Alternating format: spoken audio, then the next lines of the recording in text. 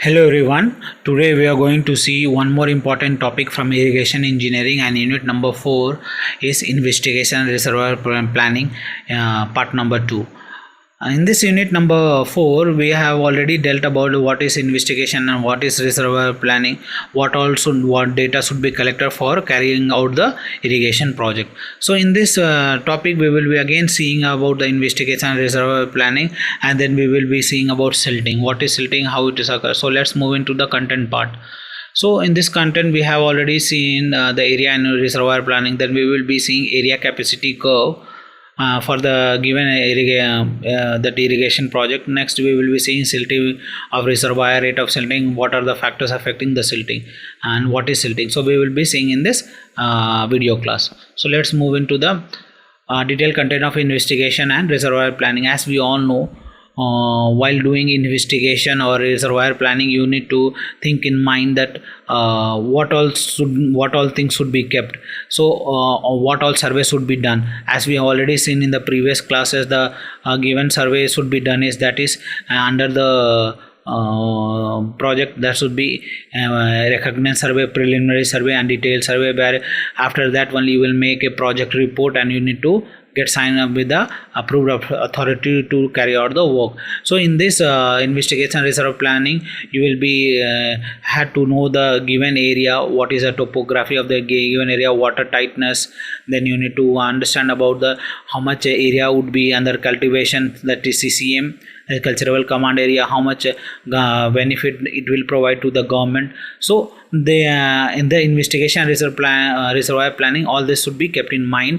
And what is the reservoir capacity and the flow discharge of the given area, what is the catchment area, and then what is the runoff pattern we need to consider during investigation and reservoir planning. As you can see in this picture, it's given the upstream side and downstream side stream. So water flows from this side to this side, and this same water can be stored and it can be regulated through the canal, and this water can be used for irrigation purposes.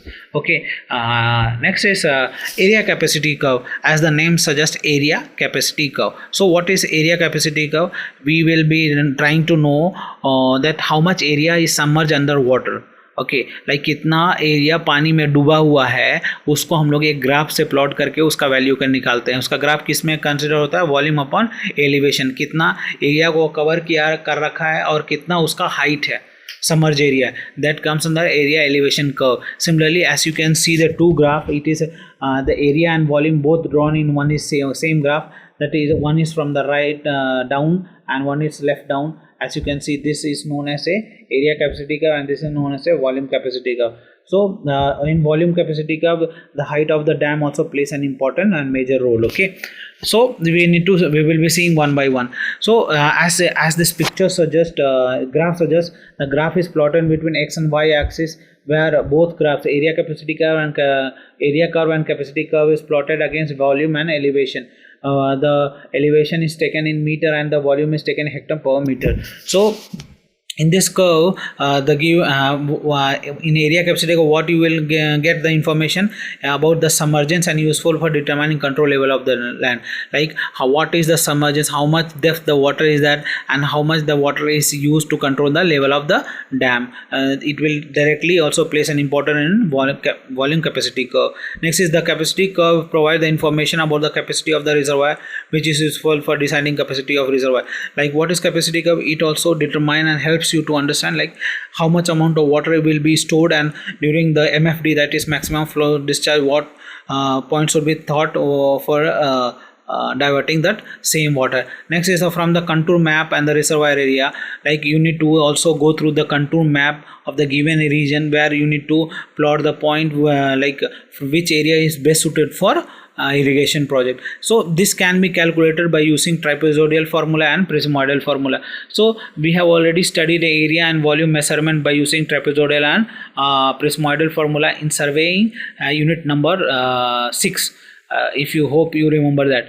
So in that, before going to see that both formula, we will be dealing about storage, that is volume capacity curve. As the capacity curve is from 0 to it goes to 2000. So it is drawn between volume and elevation, as you can see. so it is gradually in increasing order. So it also depends on how much volume, like it depends directly on runoff and the rainfall pattern of the given region.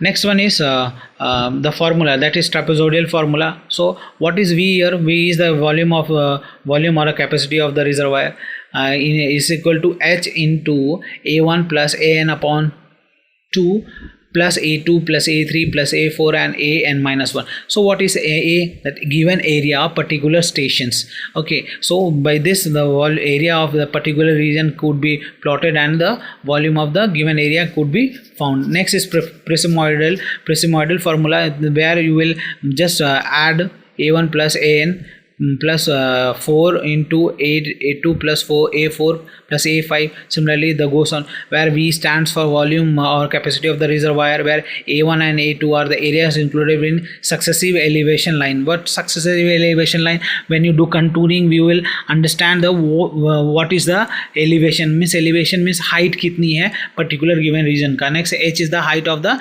interval. What is the height of the given interval would be determined, and H value would be substituted, and you can found the trapezoidal as well as prismoidal formula by using this both formulas.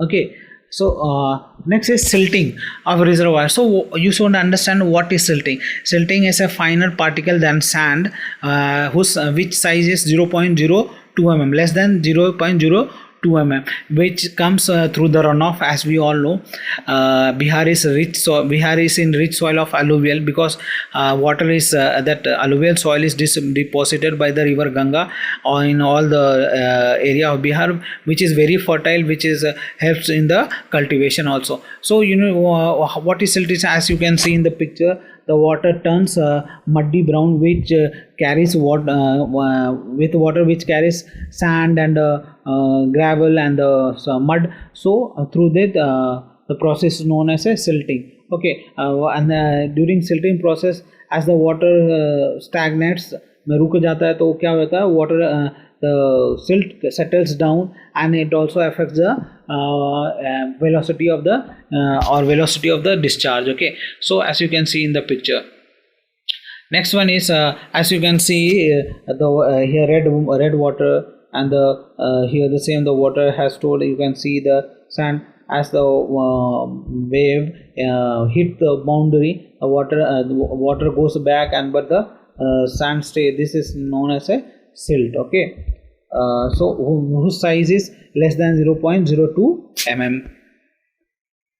Next is rate of silting. What is the rate of how fast that it increases? What is the span? Okay, as we all know, siltation is the flow of a silt and sedimentation into the river. As we all know, you need to check the given area alignment and the capacity of the reservoir, where you need to calculate the siltation process. As we can see in the diagram, as the water flows through which the gravels and the stones and the sands and the silt which is carried and which is flown along with the flow of water. So that is the process where siltation is higher, where the runoff is higher. Next, for siltation there would be problem with the fish and mussel and the other aquatic organism. So oxygen filled cavities between gravel and the reveted essential for many microorganisms. As you all know, as you have all heard about the coral reefs, which is in Australia, which is also a very beautiful inside. If you go do a aqua diving, where you can understand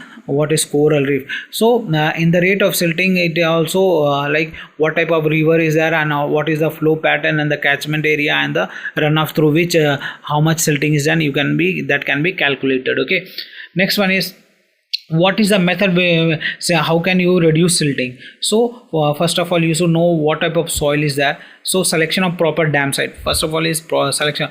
What site you are selecting, how is the given area, that the land, is it where rocks are available or sand is available, that place, and whether that land is erodible or not erodible, you need to check.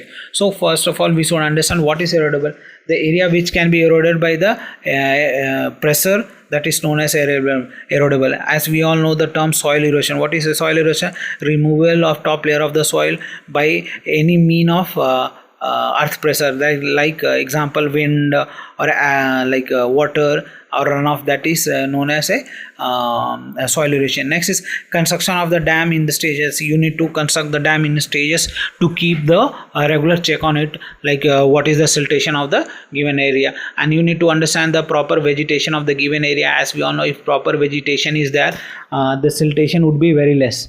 So how vegetation and siltation depends, as we all know, if plantation is there, the root of the plant holds back the soil, which also helps the soil to stay stronger with the wood, and the water will flow and there would be less siltation. Next is proper reservoir design causing silt and water to escape. There should be a proper design. And next is dredging of silt. How will you store the silt? You need to make a well in the downstream side where the water flows, on upstream side, downstream side where as the water flows the silt would be settled down, and further it can be cleaned, and the area would be maintained. Okay, as you can see in the picture. How can you provide? By providing wooden barriers. As you can see, if you provide wooden barriers, it will keep hold the soil against it, and the water will flow over it, and there won't be any siltation. Similarly, you can make a trench where the silt will accumulate and the water will flow over it. Next, flushing of sedimentary reservoir. How will you flush? As we all know, the if there water is stored on upstream side, that can be flushed at once. It will remove the silt which is available in downstream part of the area, so that can be cleaned. Okay, next one is what are the factors affecting silt? We should all know what are the factors plays an important role. First of all, catchment area. What is catchment area? If the catchment area is more, silting will be more. Like how much of the area where water is submerged. If the area is larger, the siltation process will be more. So if the area is less, silting will be less. So it also plays an important role. That area, ज़्यादा area रहेगा तो ज़्यादा siltation होगा, कम area रहेगा तो कम siltation होगा. Next is shape of catchment area. What is the shape of the catchment? It is a fan shaped or any fern shaped. Okay, depends. तो अगर fan shape है तो वहाँ siltation ज़्यादा होगा, and fern shaped है तो silting will be less. Okay, तो fan shape already आप आकार समझ सकते हो. Okay, next is slope of the country. What is the slope of the country? Is the slope given is steep, or it is where steep slope where soil is not accumulated heavily and it can be eroded.